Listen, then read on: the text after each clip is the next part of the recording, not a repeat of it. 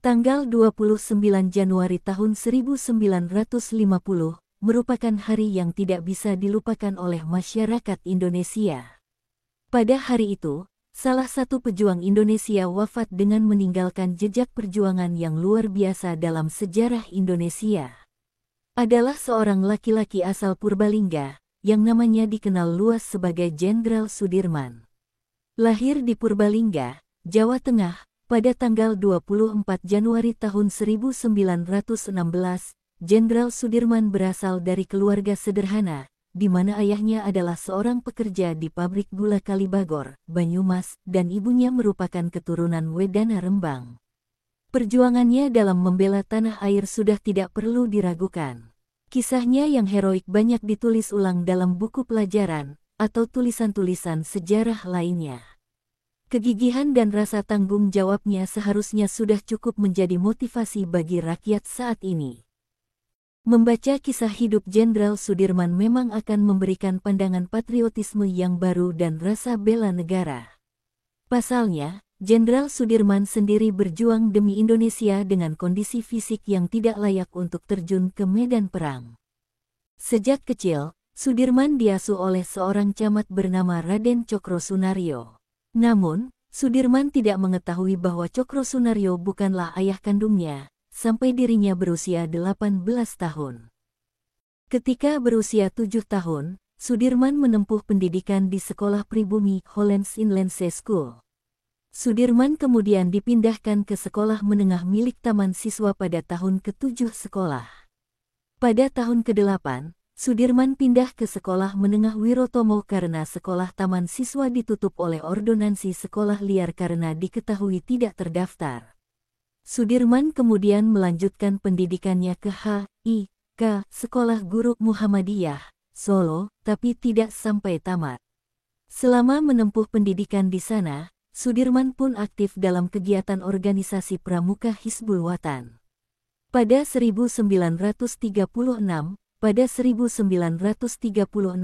Sudirman kembali ke Cilacap untuk mengajar di sebuah sekolah dasar Muhammadiyah, dan kemudian mengabdikan dirinya menjadi guru Hizb Muhammadiyah, Cilacap dan pemandu di organisasi pramuka Hizbul Wathan tersebut.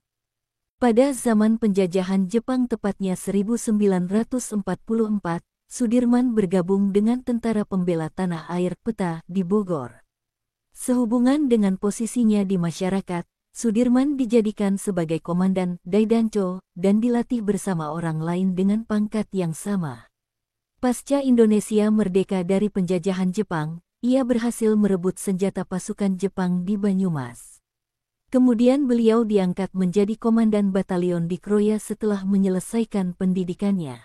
Setelah bom atom di Hiroshima dan Nagasaki dijatuhkan, kekuatan militer Jepang di Indonesia mulai melemah.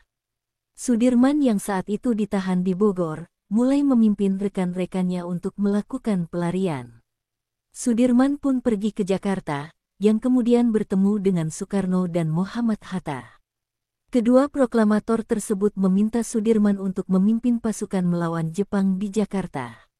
Namun, permintaan tersebut ditolak oleh Sudirman karena ia lebih memilih memimpin pasukannya di Kroya.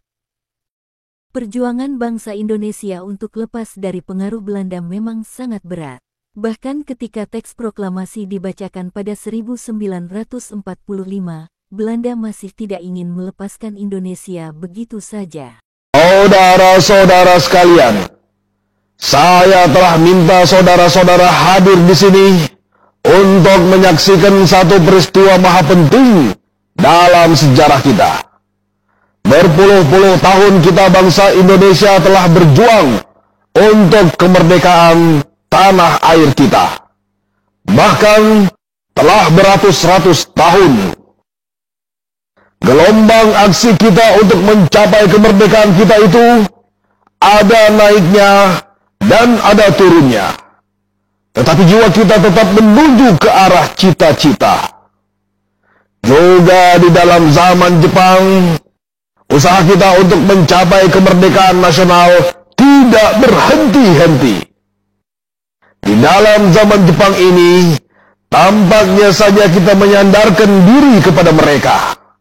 Tetapi pada hakikatnya, Tetap kita menyusun tenaga kita sendiri.